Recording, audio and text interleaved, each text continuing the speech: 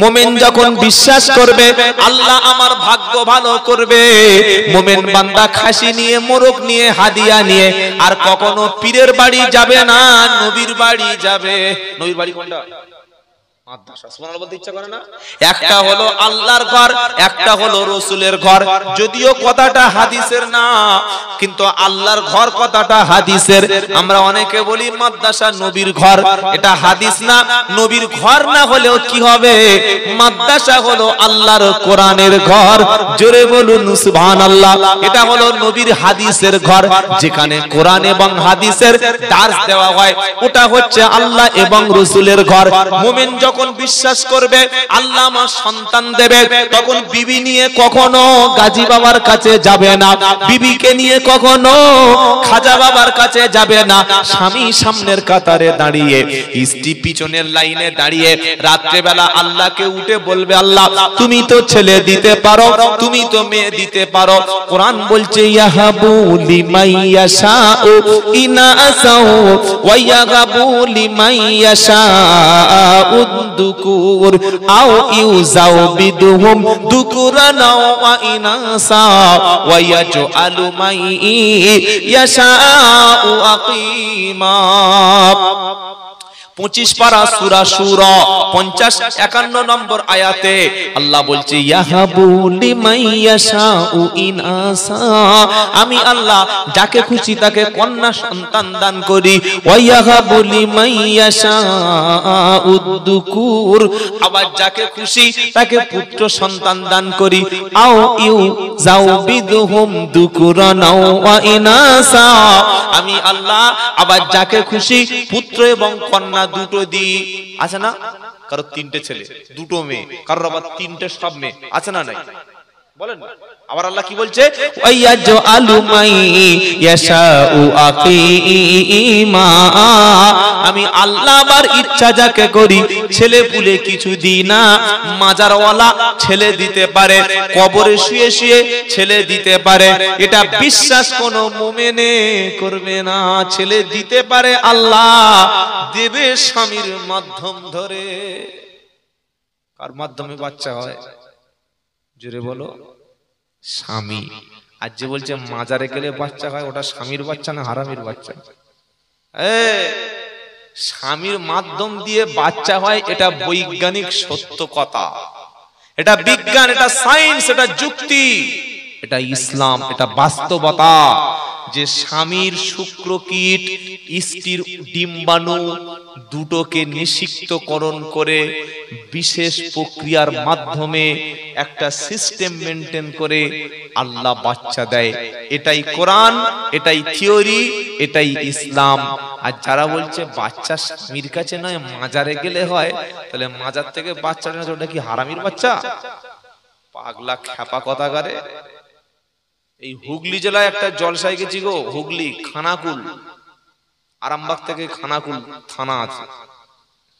সেখানকার ইমাম সাহেব বলছে, হুজুর ওই যারা কবর দেখছেন, হ্যাঁ, বললে এই কবরে রাত 10টা-11টার দিকে মেয়েরা এসে এরকম শরীরের কাপড় সরিয়ে মাজারে শুয়ে পড়ে। কেন? বলছে তাদের বিশ্বাস 3 দিন কবরে শুয়ে থাকলে বাচ্চা পেটে অটোমেটিক চলে আসে। ভালো করে টেস্ট করে দেখো কোন হারামি বাচ্চা পয়দা করে দিয়ে বার হয়ে চলে যায়। কি বুঝলেন? এই 3 দিন কবরে শুলে বাচ্চা হবে তো? কথা বলে না। হতে কে বলে হবে? হতে পারে, যদি কোনো গাঁজা করে ওই মেয়ের সঙ্গে খারাপ কাজ করে হতে পারে। হতে পারে না? পারে না? বেশিরভাগ মাজারগুলো এখন আর হক নাই। মাজার ভালো, কবর ভালো, কিন্তু সেটাকে ব্যবসায় পরিণত করেছে তো সব। এখন পাথর চাপড়ি বলে জানেন তো? জানেন না?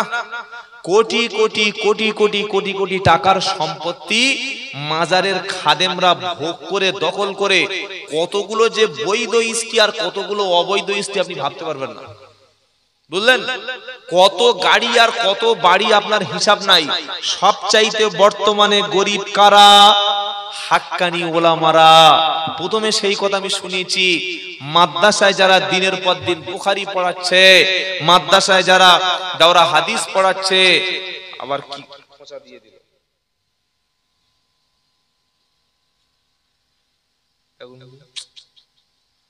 আবার পিছনে কিছু লিখেছে গো,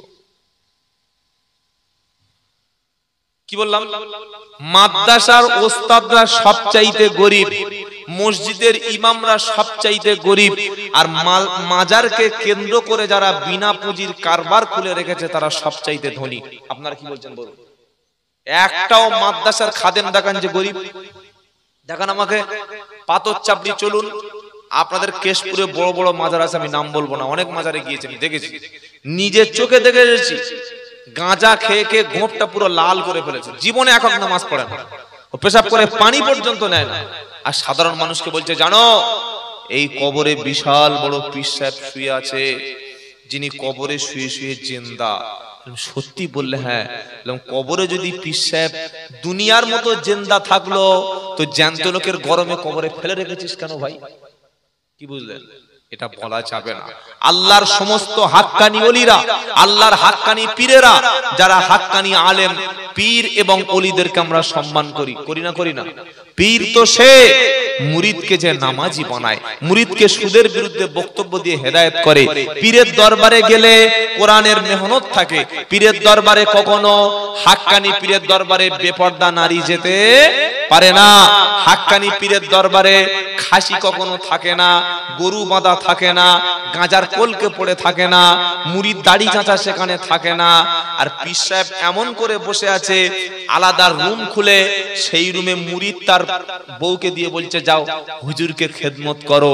আর মোটা মোটা মোটা মোটা নারীরা, সুন্দরী সুন্দর নারীরা পীর লুঙ্গি এই পর্যন্ত তুলে রেখে দিয়েছে, মহিলারা এসে পা টিপছে, বলছে আমরা জান্নাতের চৌকাটে হাত দিচ্ছি, এবার জান্নাতে মাল ঢুকে যাবে। পা টিপছে আর কোথায় হাত দিচ্ছে বলছে? জান্নাতের চৌকাটে হাত, চৌকাটে হাতে যেন হাত যেন ভিতরে চলে যায় না। কি বুঝলেন? আল্লাহ আমাদের মাফ করুক। যে জীবনে হারামিগুলি জীবনে বাপ মার পায়ে হাত দেয় না, জীবনে কখনো নিজের বাপ মার পায়ে হাত দিয়ে খেদমত করে না, পীরের পায়ে হাত দিয়ে কত চুষবি আর, হ্যাঁ কত চুষবি।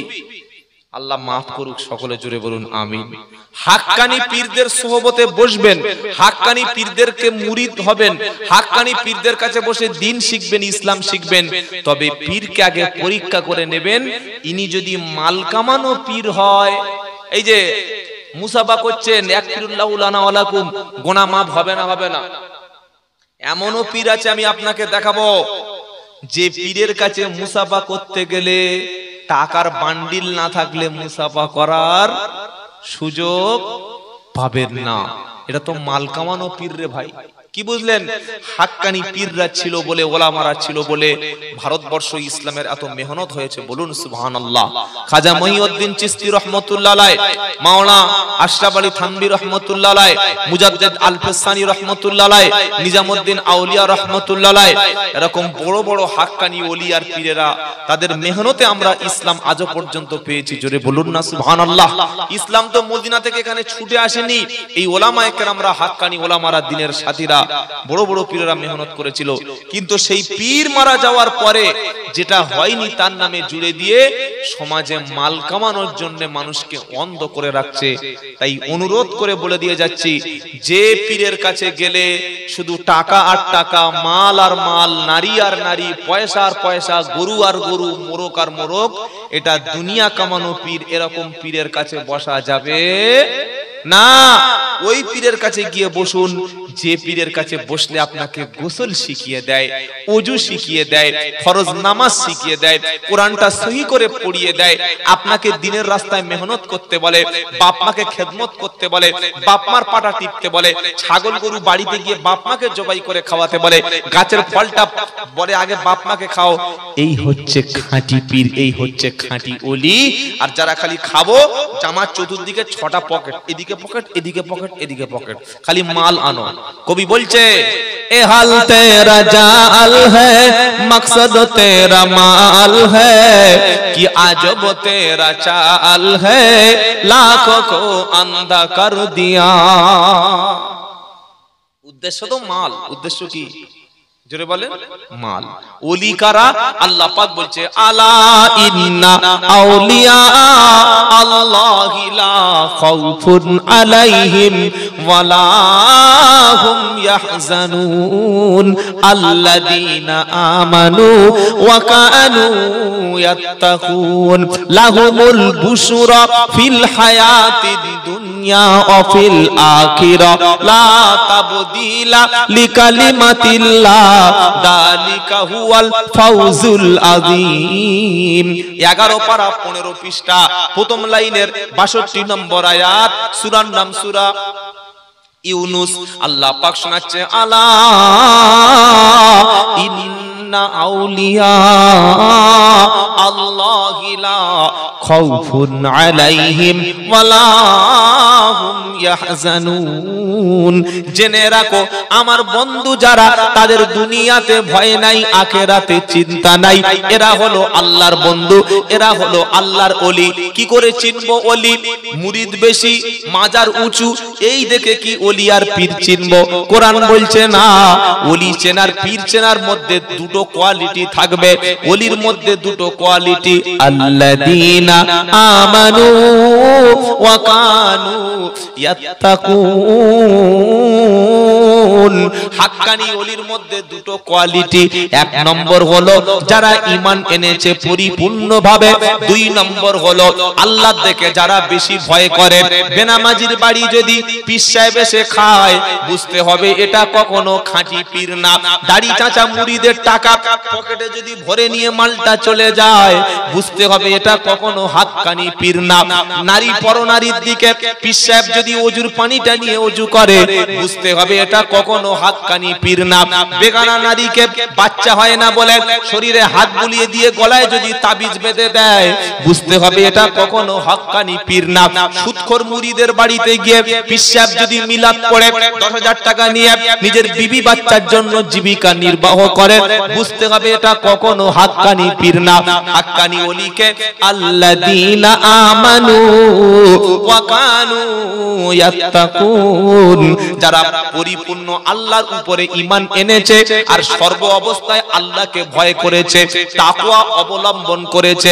বেনামাজি সুদখোর ঘুষখোরের বাড়ি খায় না, কখনো হারাম মাল জীবনে উপার্জন করে না, 5 ওয়াক্ত ফরজ নামাজ পড়ে, সুন্নাতের পরিপূর্ণ পাবন্দি করে যারা, খাঁটি ওলি হলো তারা। ভণ্ড পীর চেনার 1 নম্বর আলামত গোঁপ বড় হবে। কি হবে বলো? গোঁপ। কেন? এই গোঁপের ফাঁক দিয়ে গাঁজা খেতে সুবিধা হবে। কি বললেন বলেন? যদি কোনো আস্তানা বা আড়তে গিয়ে দেখেন গোঁপ বড় বড়, সাথে সাথে গাড়ি ঘুরিয়ে পালাবেন, বুঝবেন যে আপনি খপ্পরে পড়ে গেছেন। ভণ্ড পীরের 1 নম্বর আলামত গোঁপটা বড় হবে। 2 নম্বর আলামত কি বলবো? বলবো 2 নম্বর আলামত তিনি বলবে যে আমার কাছে আসলে আর নামাজ লাগে না। নবী সাল্লাল্লাহু আলাইহি ওয়াসাল্লামের নামাজ লেগেছিল না লাগে নাই? কতদিন পর্যন্ত? 50 বছর 55 বছর নামাজ পড়েছে, শেষে নামাজ ছেড়ে দিয়েছে, নাউজুবিল্লাহ। নাকি আবু বকর সিদ্দিকের নামাজ লেগেছিল, ওমর ফারুকের লেগেছিল না লাগে নাই? হযরতে উসমান গনি, হযরতে আলী রাদিয়াল্লাহু আনহুম আজমাইন, এই সমস্ত জান্নাতি সাহাবাদের নামাজ ছিল না ছিল না? নাকি নবীর হাতে হাত দেওয়ার পর থেকে নামাজ মাফ? তো তুমি কেমন মুরিদ আর কেমন পীর সাহেব, তুমি বলছো যে পীরের হাতে হাত দিলে নামাজ লাগবে না? মৃত্যুর ওয়াক্ত এসে গেছে, আসরের আজান হয়ে গেছে, চক্ষু একদম নীল হয়ে গেছে, ঝরঝর করে মুখ থেকে লাল পড়ছে। ওই অবস্থায় ইশারা করে উজু না করতে পারো তায়াম্মুম, দাঁড়াতে না পারো বসে, বসতে না পারলে শুয়ে, ইশারা করতে করতে নামাজ পড়তে পড়তে তুমি ইন্তেকাল করো, এটাই হলো মুমিনের দাবি। বলো সুবহানাল্লাহ। ভণ্ড পীরের 3 নম্বর আলামত হচ্ছে টাকা ছাড়া আর কিচ্ছু চেনে না। মুরিদের পয়সা আছে, বুকে জড়িয়ে নিয়ে স্পেশাল গেস্ট রুমে বসাবে, আর যদি দেখে জামা কাপড় ছাড়া ভালো গাড়ি চড়ে আসবে, বাইরে থেকে বার করবে। এটা ভণ্ড পীরের নমুনা। আর 4 নম্বর যদি দেখেন কোন পীরের দরবারে নারীদের ঘোরাফেরা, বুঝতে হবে এটা হচ্ছে ভণ্ডদের আড়ত। কার ঘোরাফেরা? নারীদের। হাক্কানি পীরের দরবারে কখনো বেপর্দা নারীর মুখ পাওয়া যায় না, আর ভণ্ড পীরের নারীর খুব দরকার হয়। আল্লাহ হেফাজত করুক, বলুন আমিন। আমাকে অনেকে বলছে শালা পীর পীর মানে না নাকি রে? পীর মানি না মানে? পীর মানি না বলছিস কি? হাক্কানি পীরদের বিরোধিতা, হাক্কানি ওলিদের বিরোধিতা করলে ঈমান নষ্ট হয়ে যেতে পারে। আমরা সর্বদা হাক্কানি ওলি এবং পীরদের শ্রদ্ধা করি, বলুন ইনশাআল্লাহ। মনে থাকবে ইনশাআল্লাহ। আগে পীর চিনুন। ছেলে হয় না বলে আজ থেকে কার কাছে চাইবো? আল্লাহর কাছে। আপনার সংসারে প্রচন্ড বালা মুসিবত, গোপনে সদকা করুন, গোপনে কাঁদুন। বিপদ মুসিবতকে দূর করে সুন্দর শান্তির জীবন যাপন করার তৌফিক কে দেবেন? আল্লাহ। জোরে বলুন সুবহানাল্লাহ। শোনাচ্ছিলাম 3 ব্যক্তির দোয়া। এক বাপ মা, এক মুসাফির বলেছি, আর 3 নম্বরকে মাজলুম। যদি আপনি কারোর উপরে জুলুম করেন, কারোর উপরে যদি অত্যাচার করেন, নবী বললেন মাজলুমের বদদোয়া থেকে তোমরা ভয় খাও, মাজলুমের বদদোয়া থেকে তোমরা দূরে সরে থাকো। কারণ মাজলুমের বদদোয়া আর আল্লাহর মাঝখানে কোনো পর্দা থাকে না। মাজলুম কাকে বলে? বিনা কারণে, বিনা দোষে একটা মানুষের উপর যখন জুলুম হয়, নির্যাতন হয়, ও জোরে ও চিৎকার করে কাঁদতে পারে না, ও পঞ্চায়েতে বিচার দিয়ে বিচার পেল না, পার্টি অফিসে জানিয়ে কোনো লাভ হলো না।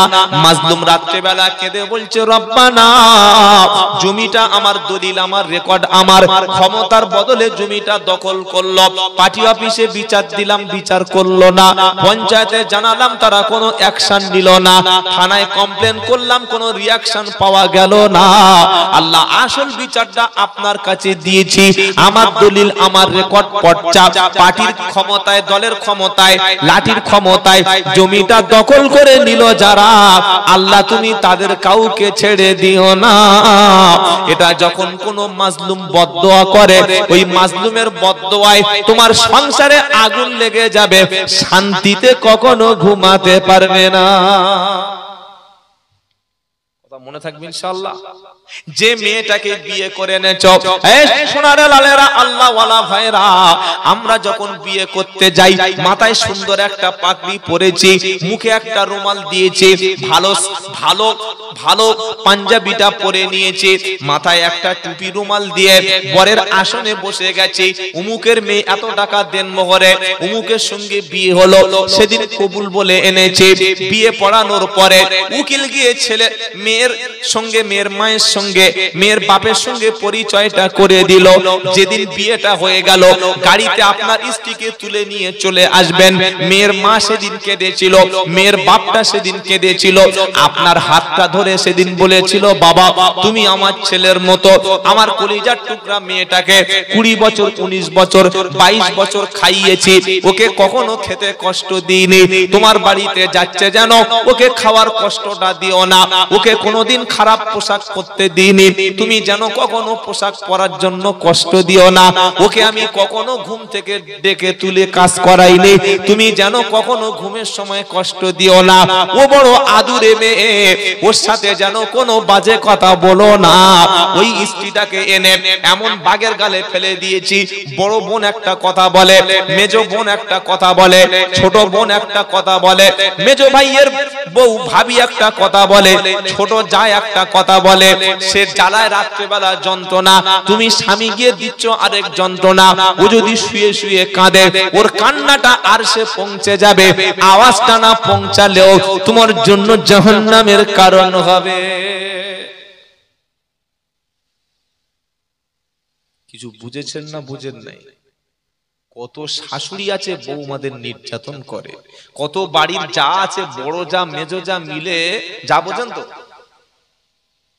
ছোট বাড়ির বউকে এত নির্যাতন, এত কষ্ট দেয়, বলতেও পারে না।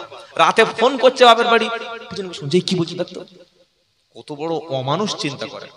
এটা জুলম, এটা অত্যাচার।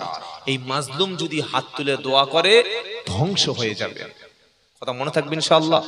মনে থাকবে, জুলুম করবেন না। জুলুমটা কিয়ামতের দিন জুলুমাত অর্থাৎ অন্ধকার হয়ে আপনার সামনে দাঁড়াবে। আজকে জুলুম করেছিল ফেরাউন, ক্ষমতায় আছে? নমরুদ আছে? নাই।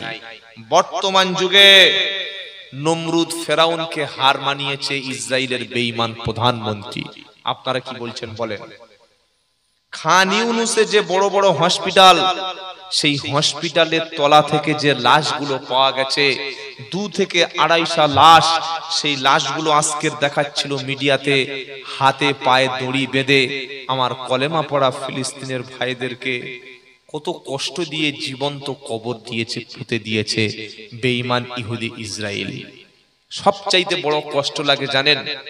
সৌদি আরবের মতো দেশ, জর্ডানের মতো মুসলিম দেশগুলো এই ইহুদিদের চামচাগিরি করছে। আজকে কে কথা বলবে? কে মুখ খুলবে? আজকে আমাদের ভারতবর্ষের অবস্থা আরো করুন। আমি আসামে গিয়ে দেখে এসেছি, শত শত বছরের মাদ্রাসাগুলো বন্ধ করে দেওয়া হচ্ছে। আসামের যে সমস্ত ছেলেদের বিয়ে হয়েছে 5 বছর 10 বছর আগে, বিয়ের সময় হয়তো কারো 6 মাস বা 1 বছর বয়স, বিয়ের বয়স কম ছিল, মুসলমান ফ্যামিলিদেরকে দেখে বেছে বেছে বাছাই করে বয়স কমের অজুহাত দিয়ে ছেলেদেরকে ধরে বছরের পর বছর জেলে আটকে রেখে সংসারগুলো তস নস করে ধ্বংস করে দেওয়া হচ্ছে। আজকের আরো কঠিন দিন আসছে আমাদের বাংলায়, আরো কঠিন দিন আসছে ভারতবর্ষে। সেজন্য ভাইরা, ভারতের কোন দল, সিপিএম বলুন, তৃণমূল বলুন, কংগ্রেস বলুন, যাকে আপনি মনে করছেন এই আমাকে বাঁচাবে, দিনের বেলা আপনার সঙ্গে আছে, রাতের বেলা তারা সব এক। কথাটা আপনাদের কানে কানে বললাম, রাতের বেলা সব এক।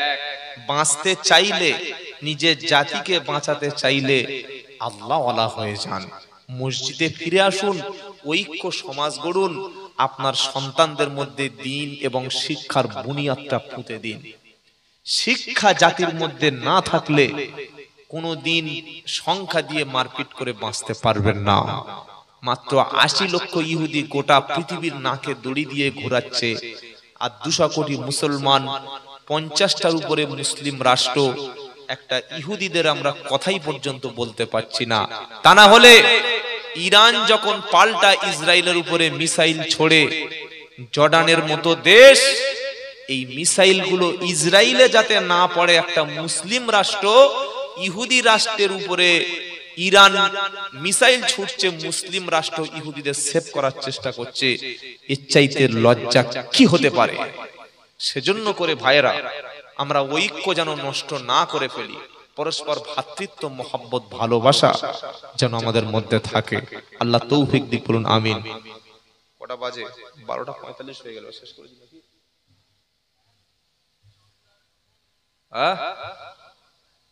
যারা বলছেন হোক, ফজরের নামাজের গ্যারান্টি দিতে পারবেন তো? পারবেন না। বয়ান হবে কম, আমল হবে বেশি, তবে কাজ হবে। মনে থাকবে ইনশাআল্লাহ। শেষে 3 সংখ্যার আরেকটা বক্তব্য শুনিয়ে বিদায় নেব। 3 ব্যক্তির আমল মৃত্যুর পরেও জারি থাকে, বলুন সুবহানাল্লাহ। এতক্ষণ যে বক্তব্যগুলো করেছি কটা সংখ্যার উপরে? 3। মরণের পরেও 3 ব্যক্তির আমল মৃত্যুর পরেও জারি থাকবে। ইদা মাতাল ইনসান ইনকাতা আনহু আমালুহু ইল্লা মিন সালাসা সাদাকাতিন জারিয়া আও ইলমিন ইয়ানতাফাউ বিহি আও ওয়ালাদিন সালিহিন ইয়াদউ লাহু। এই বক্তব্যটা শুনে আমরা বাড়ি যাব ইনশাআল্লাহ। আর কোন বক্তা আছে নাকি? বক্তা আছে কেউ? আচ্ছা। 3 ব্যক্তির দোয়া কবুল হবে শুনিয়েছি, 3 ব্যক্তি জাহান্নামে যাবে আগে প্রথমে শুনিয়েছি। মরণের পরে এমন 3টি আমল আছে যে আমল করে গেলে দুনিয়াতে কবরেও নেকি কখনো বন্ধ হবে না। 1 নম্বর সাদাকাতুন জারিয়া, কেউ যদি মসজিদ নির্মাণ করে দেয়, মাদ্রাসা নির্মাণ করে দেয়, ও ব্যক্তি মারা যাবে, মসজিদ কিয়ামত পর্যন্ত থাকবে। আপনার ঘর কিন্তু 300-400 বছর থাকবে না, 500 বছর থাকবে না। মসজিদ কিন্তু কিয়ামত পর্যন্ত টিকে থাকবে, মসজিদ কখনো ধ্বংস হবে না। জোরে বলো সুবহানাল্লাহ।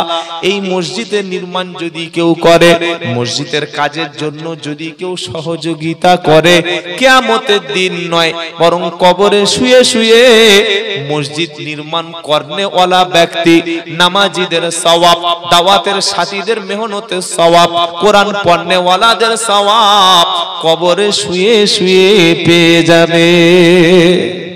জোরে বলুন সুবহানাল্লাহ। মাদ্রাসা নির্মাণ করলো, মাদ্রাসায় সহযোগিতা করলো, 10 পিস কোরআন কিনে দিল, একটা এতিম ছেলের দায়িত্ব নিল, 5000 টাকা দিল। কেউ ভাবে মনে হচ্ছে চাঁদা তুলবে, তাই তো নাকি?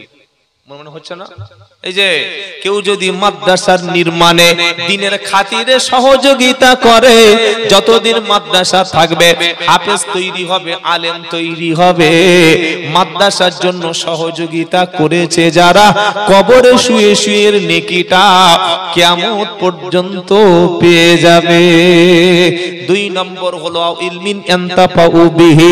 কেউ যদি দুনিয়াতে উপকারী ইলম যদি কাউকে দিয়ে যায়, দিন শিক্ষা দিয়ে যায়, হাফেজ আলেম বানিয়ে যায়, আপনার মেহনতের দ্বারায় একটা বেনামাজি যদি নামাজি হয়, একটা কোরআন না জানা ব্যক্তি যদি কোরআন জানে, একজন ব্যক্তি যদি দ্বীন ইসলামের কিছু অংশ শেখে, আপনি যদি এমন কোন কিতাব লিখে যান যে কিতাব থেকে মানুষ উপকৃত হয়, এর সওয়াব কবরে শুয়ে শুয়ে পেয়ে যাবে।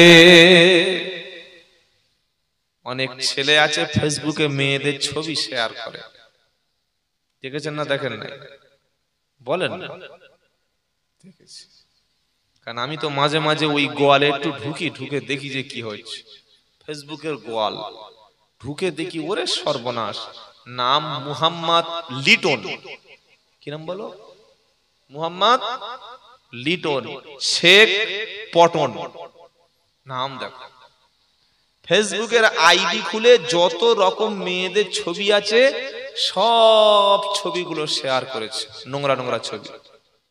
আজকে রাত্রে যদি আপনার মৃত্যুটা হয়ে যায়, যতদিন আপনার এই আইডিটা টিকে থাকবে, ফেসবুকের নোংরা ছবি সারা পৃথিবী দেখবে। গুনার জারিয়াগুলো কবরে যাবে না যাবে না? এই জোরে বলো, যাবে। আর যারা নিজের বউয়ের ছবিটা সোশ্যাল মিডিয়ায় দিয়ে রেখেছে, ওরা মুসলমান বলে দাবি করে, স্বামী স্ত্রী দুজনের ছবি তুলে ফেসবুকে ছেড়ে দিয়েছে, দিয়ে বলছে এটা আমার কলিজার টুকরা, এটা আমার জান। তোমার বিবিটা তোমার বিবি না, এটা জনগণের সম্পত্তি, লক্ষ্মীর ভান্ডার মাল নাকি? বিবির সৌন্দর্য স্বামীর জন্য, পৃথিবীর কোন ব্যক্তির জন্য না। তুমি যদি শিক্ষিত হও, তুমি যদি ভদ্র হও, তোমার বিবির মুখটা অন্য লোক দেখে মজা নেবে কেন? তোমার বিবির চেহারাটা অন্য লোক জানবে কেন? তাই যুবক যারা এসেছো, কখনো নিজের স্ত্রীর ছবি, নিজের বোনের ছবি সোশ্যাল মিডিয়ায় দিয়ে অন্য কোনো মানুষকে পাপের ভাগী যেন করবেন না। মনে থাকবে ইনশাআল্লাহ। 3 নম্বর যে কাজটা করে গেলে কবরেও নেকি পাওয়া যায়, ওয়ালাদিন সলিহিন ইয়াদউ লাহু। যদি কেউ নেক সন্তান একটা রেখে যায়, ছেলে বা মেয়ে, খালি কোরআনটুকু পড়তে পারে, দ্বীন ইসলামের চর্চা আছে, ডাক্তার, মাস্টার, ইঞ্জিনিয়ার, ব্যারিস্টার সব করুন, কোনোতে আর অসুবিধা নাই, কিন্তু ছেলের মধ্যে যেন দ্বীন থাকে, ইসলাম থাকে। আপনি মরণের সময় ছেলে যেন আপনার কাছে উকিল ডেকে না আনে, মরণের সময় ছেলে যেন ডাক্তার ডেকে আনে। উকিল আর ডাক্তার কিছু বুঝতে পারছেন কি বলেছি? রাতে একটা সময় মাথায় ঢুকবে, ডাক্তার ডেকে আনছে মরণের সময় কেন? বাপ অসুস্থ তাই। আর মরণের সময় কিছু কুলাঙ্গার ছেলে উকিল ডেকে এনেছে কেন? জমিটা লিখে নেবে বলে ভাই। তাই এমন ছেলে যেন জন্ম দিয়ে যায়, মরণের সময় ছেলে ডাক্তার ডেকে আনে, উকিল যেন ডেকে না আনে। আর মরণের পরে ছেলে আমার জন্য দোয়া করবে, এটাই ছিল আমাদের কামনা, এটাই ছিল মাদ্রাসা প্রতিষ্ঠার মূল মাকসাদ।